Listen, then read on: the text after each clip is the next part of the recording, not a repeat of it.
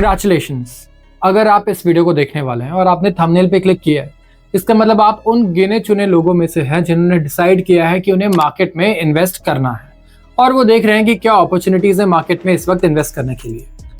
अब मैंने कंग्रेचुलेशंस क्यों कहा? क्योंकि निफ्टी ऑलमोस्ट 20% नीचे अपने लाइफ हाई से और बैंक निफ्टी आई थिंक 20% नीचे है, राइट, 20% या उससे थोड़ा ज्यादा ही।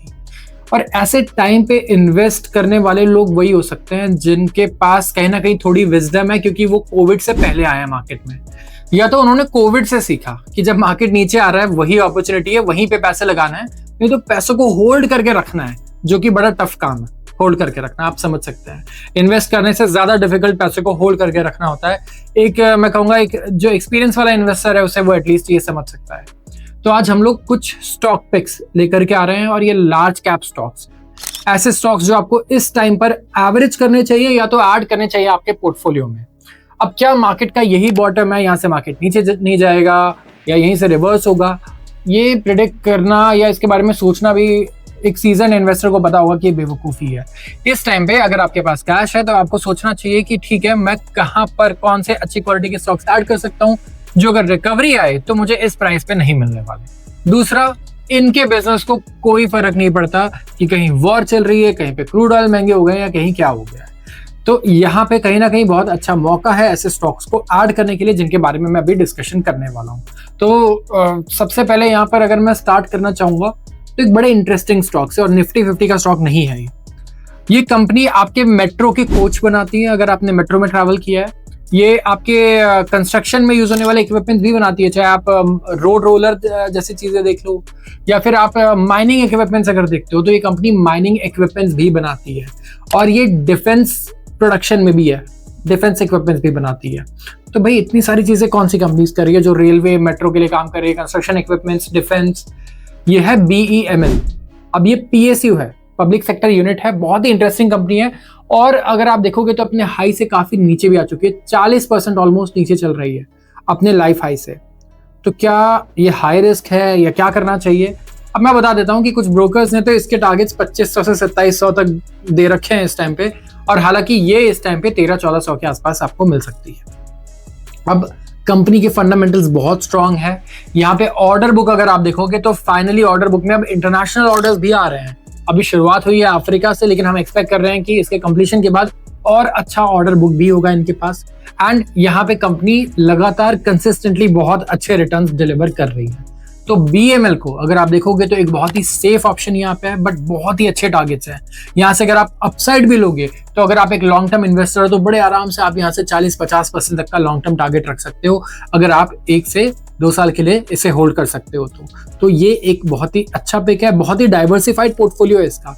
अगर आपको लगता है मेट्रो के प्रोजेक्ट्स बढ़ना है, अगर आपको लगता है डिफेंस एक्सपेंशन होना है, कंस्ट्रक्शन बढ़ना है, देन हर चीज में इस कंपनी का कहीं ना कहीं फायदा है। तो अच्छे यहाँ पे रेटिंग्स हैं ब्रोकरेजेस द्वारा और दूसरे एनालिस्ट द्वारा भी, बड़े एनालिस्ट द्वारा भी। तो हमारे हिसाब से यहाँ पे एक बहुत बढ़िया टाइम है इसको ऐड करने का अपने पोर्टफोलियो में, और अगर ऑलरेडी है तो आप यहाँ पे इसे एवरेज कर सकते हैं क्योंकि ये प्राइस दोबारा मिलना इज वेरी डिफिकल्ट। अब बात हो गई BEML की, अब बात करूंगा मैं दूसरे स्टॉक की। तो सबसे पहला स्टॉक BEML था, तो दूसरा स्टॉक जो है यहाँ पे, इसके ऑलरेडी यहाँ से 30 से 40% के ऊपर के टारगेट्स आ चुके हैं सिटी बैंक और JP मॉर्गन जैसे एनालिस्ट द्वारा। मैं आपको बता देता हूँ, ये वो कंपनी है जो इंडिया की सबसे बड़ी रिटेल कंपनी है, सबसे बड़ी ऑयल रिफाइनरी है, दूसरी सबसे बड़ी टेलीकॉम कंपनी है, 50 करोड़ इसके पास टेलीकॉम सब्सक्राइबर्स हैं और यहाँ पे नई लिस्टिंग्स भी होनी है। और लिस्टिंग में आपको पता है कितने अच्छे गेन्स मिलते हैं और कितना अच्छा वैल्यू अनलॉक होता है, जैसा कि जियो फाइनेंशियल के साथ भी हुआ था। तो मैंने आपको आंसर दे दिया है, दिस इज रिलायंस। रिलायंस इस टाइम पे बहुत ही बढ़िया आप कह सकते हो पिक है अगर आप एवरेज करना चाहते हो, ऐड करना चाहते हो।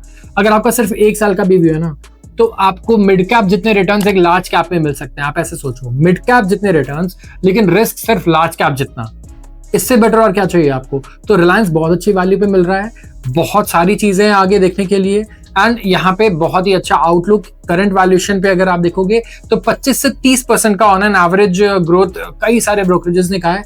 तो आप 2000 तक के टारगेट भी रख सकते हो अगर आपका व्यू 1 साल से 2 साल का है। तो यहाँ पे अगर लिस्टिंग होती है जियो की आगे तो आपको बहुत अच्छा वैल्यू अनलॉक होते हुए नजर आएगा, राइट। एंड साथ ही साथ आप बहुत सारी चीजें देख रहे हो इस टाइम पे। रिलायंस ने सैमसंग के साथ भी डील किया है रिसेंटली, और ऐसी बहुत सारी डील अनलॉक्स हमें देखने को मिलेगी इस टाइम पे। तो बहुत ही अच्छा सेफ ऑप्शन है, बहुत ही अच्छा वैल्यू है, बहुत ही ज्यादा अगर आप कह सकते हो तो प्रेडिक्टेबल आगे इसके रेवेन्यूज भी है। तो इस मैं कहूंगा करंट सिचुएशन से रिलायंस को कोई ज्यादा फर्क पड़ता भी नहीं है उसके रेवेन्यू पे या उसके प्रॉफिटेबिलिटी पे। इन कंपनीज के मार्जिन में थोड़ा सा कंप्रेशन आ सकता है, बट मुझे नहीं लगता यही तो टाइम होगा फिर ऐड करने के लिए, नहीं तो आपको ये सही वैल्यू पे मिलेंगी ही क्यों। अब बात कर ली रिलायंस की, तो मैं बात करूंगा अगले स्टॉक की।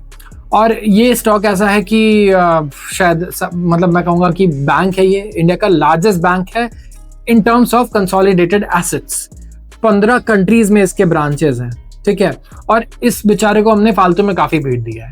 ये है आईसीआईसीआई बैंक। एचडीएफसी बैंक के बारे में थोड़ा सा कंट्रोवर्शियल चीजें इस टाइम पे न्यूज में आई हैं, जैसे कि सीईओ का रिजाइन करना, राइट। इसके अलावा कुछ मे बी मिस हैपनिंग हो, कुछ हो, तो लोगों ने डर के मारे एचडीएफसी में सेलिंग की है। लेकिन इसकी वजह से अगर आप देखोगे तो आईसीआईसीआई की धुलाई हो गई बहुत ज्यादा। और जो करंट प्राइस है ये बहुत ही अच्छा प्राइस है हार्ड करने के लिए, लेवरेज करने, यहाँ पे इस मैं कहूँगा अपॉर्चुनिटी को लेवरेज करने के लिए, ना कि लेवरेज यूज करने के लिए मैं कह रहा हूँ आपको। तो यहाँ पे लॉन्ग टर्म के लिए अगर आप ऐड करना चाहते हैं तो बहुत ही बढ़िया कंटेंडर है। 1 से 2 साल में आपको बहुत ही बढ़िया अपसाइड मिल सकता है। 2000 के टारगेट्स बड़े आराम से देखने को मिल सकते हैं। एंड एचडीएफसी से अगर लोग पैसा निकालेंगे और उन्हें अगर बैंकिंग में लगाना है, and that is going to be ICICI, तो बहुत ही अच्छा वैल्यू अनलॉक आपको देखने को यहाँ पे मिल सकता है होता हुआ। कंपनी की वैल्यूएशन बहुत अच्छी है, कोई कंट्रोवर्सी नहीं है, कुछ नहीं है, और बहुत लंबा ट्रैक रिकॉर्ड है, तो जरूर ऐड कीजिए। बैंकिंग सेक्टर इस टाइम पे खास करके काफी नीचे है, बैंकिंग इंडेक्स 20% से ज्यादा नीचे है, निफ्टी से ज्यादा पिट गया है, तो बहुत अच्छी रिकवरी भी यहाँ पे देखने को मिलेगी। अब आईटी में अगर आपको डर लगता है कि एआई आने से आईटी डिस्टर्ब हो रहा है, तो पैसा आप बैंकिंग में बना सकते हो। बैंकिंग इंडिया का सबसे बड़ा सेक्टर है, ना कि आईटी या कोई और। बात करूंगा अगले स्टॉक की, और जो अगला स्टॉक है ये बहुत सारे सेक्टर्स में है। एंड अगर आप ग्रोथ देखोगे तो मैं बता दूं कि इनके 7.5 लाख करोड़ का ऑर्डर बुक है, और अच्छा खासा order book actually middle east से आ रहा है। कंपनी के 100 प्रोजेक्ट चल रहे हैं, 100 साइट्स चल रहे हैं मिडल ईस्ट में, लेकिन सिर्फ 5 साइट्स अफेक्टेड हैं डायरेक्टली इनडायरेक्टली ये कॉन्फ्लिक्ट से। और आगे जब ये शांत हो जाएगा मामला और रिकंस्ट्रक्शन होगा मिडल ईस्ट में, तो हम एक्सपेक्ट करें इनके पास और ज्यादा प्रोजेक्ट होंगे और बड़ा इनका ऑर्डर बुक होगा। तो इस कंपनी को अगर आप देखोगे, आप इसे स्पेस से रिलेटेड न्यूज में देख सकते हो, आईएसआरओ के साथ ही काम कर रही है, ये एनर्जी में काम कर रही है, स्मॉल मॉड्यूलर रिएक्टर्स की जहां बातचीत चल रही है, ये डेटा सेंटर्स में भी काम करने को तैयार है, इस टाइम पे इन्वेस्टमेंट्स कर रही है, ये कंस्ट्रक्शन प्रोजेक्ट्स करती है। तो यहाँ पे हर चीज में आपको देखने को मिलेगी। इसका नाम है लार्सन एंड टूब्रो, LNT। बड़ा ड्रॉप देखने को मिला है, 4500 के आसपास ये चल रही थी मार्केट के गिरने से पहले, और इस टाइम पे भी अगर आप देखोगे तो ये बहुत ही अच्छे प्राइस पे अवेलेबल है, करीब 20% 25% नीचे है। तो यहाँ पे बिल्कुल भी आपको मिस नहीं करना है LNT को। कंपनी डिफेंस में भी है जो इस टाइम पे बहुत अच्छा है, बुलिश है। कंस्ट्रक्शन है, बहुत सारे प्रोजेक्ट्स इसके फॉरेन के हैं, मिडिल ईस्ट के प्रोजेक्ट्स बहुत है, तो रिकंस्ट्रक्शन जब शुरू होगा मिडिल ईस्ट में इतनी तबाही के बाद, बहुत बढ़िया इनके पास कॉन्ट्रैक्ट्स आ सकते हैं। अगले 3 साल का रेवेन्यू तो इनका ऑलरेडी इनके कॉन्ट्रैक्ट ऑर्डर बुक में है। तो आप सोचो इससे ज्यादा रिलैक्स आप कब फील कर पाओगे जब ऑलरेडी ऑर्डर बुक ही 3 साल के रेवेन्यू जितना है आपके। तो कंपनी 14.5% का रेवेन्यू ग्रोथ देती है, ब्लू चिप कंपनी। ऐसी कंपनी आपको नहीं मिलने वाली। मुझे लगता है इस लिस्ट में सबसे one of the most favourites अगर आप कह सकते हो हमारे रिसर्च टीम के, तो वो है LNT। तो यहाँ पे आप जा सकते हो, सारे एनालिस्ट इस पे ओवरवेट है, रिलायंस पे भी ओवरवेट है, और बहुत बड़े बड़े टारगेट्स हैं। तो नीचे जहां पर भी आपको मिले ना, आपको मिस नहीं करना है, हर लेवल पे ऐड करना है। यहां से नीचे मिलेगा तो और ऐड करना है, आप ऐसे समझो इस कंपनी को। इतना बढ़िया इसके फंडामेंटल्स है, इतने बढ़िया इसके प्रोजेक्शन। बात करूंगा अगली कंपनी की, और आखिरी कंपनी है ये, और इंटरेस्टिंग है। आप देखो अभी तक हमने BML ऐड किया, हमने LNT ऐड किया है, हमने रिलायंस ऐड किया, और एक बैंकिंग सेक्टर से ICICI ऐड किया। लीडर्स हैं अपने सेक्टर में, ठीक है। जिस सेक्टर में जाते हैं उसको कैप्चर कर लेते हैं पूरी तरीके से, इतनी बढ़िया हिस्ट्री है। They are winners, they know how to win. इनके पास पैसा पड़ा है, अगर मैक्रो इकोनॉमिक इश्यूज आते हैं तो भाई ये सर्वाइव कर लेंगे सालों, इनके पास इतना कैश है।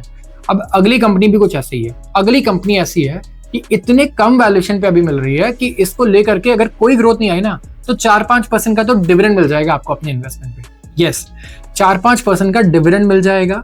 साथ ही अभी गवर्नमेंट ने कुछ सिगरेट्स में कुछ हाइक्स किए थे, तो आपको लगता है कि आपके आसपास स्मोकर्स कम हो गए हैं उसके बाद। अगर आपको लगता है कि स्मोकर्स कम नहीं हुए हैं, तो फिर ये शेयर आपके लिए है। इसका नाम है ITC अगर आप देखोगे तो 290 के आसपास चली गई थी, जो कंपनी एक टाइम पे 400-410 पे चल रही थी, और ब्रोकरेजेस उसका टारगेट दे रहे थे 550-600 का।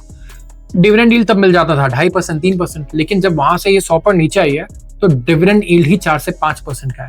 अब ये सोचो साथ में बढ़िया यहाँ पे हम एक्सपेक्ट कर रहे हैं कि प्रॉफिटेबिलिटी रह सकती है, रेवेन्यू ग्रोथ पर ज्यादा डिफरेंस नहीं आएगा, क्योंकि स्मोकर्स अगर आप देखोगे तो हमें नहीं लगता कि इनके ऊपर बहुत बड़ा इंपैक्ट आना है, क्योंकि 10 रुपए वाली सिगरेट इस टाइम पे 12 रुपए की हो गई है।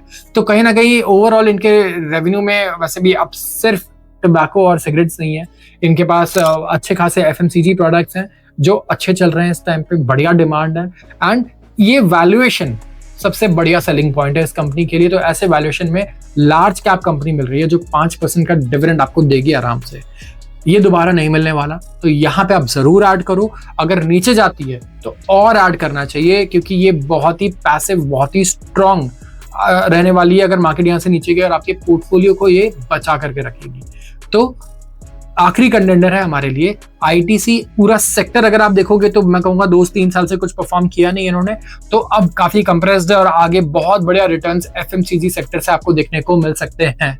तो इस सेक्टर पे आपको नजर जरूर रखना है। तो 5 स्टॉक्स हमने बताए, आप बताइए कि आपका फेवरेट क्या है इसमें से, और कौन सा स्टॉक है जो ऑलरेडी आपके पोर्टफोलियो में था। तो आज के लिए बस इतना ही। अगर वीडियो आपको पसंद आई हो तो जरूर आप इस वीडियो को लाइक करें, शेयर करें अपने दोस्तों के साथ, और चैनल को सब्सक्राइब कर लें अगर आप ऐसे ही वीडियोस को हर रोज देखना चाहते हो, ऐसे इन डेप्थ एनालिसिस को हर रोज देखना चाहते हो तो। धन्यवाद। Investment in securities market are subject to market risks. Read all the related documents carefully before investing.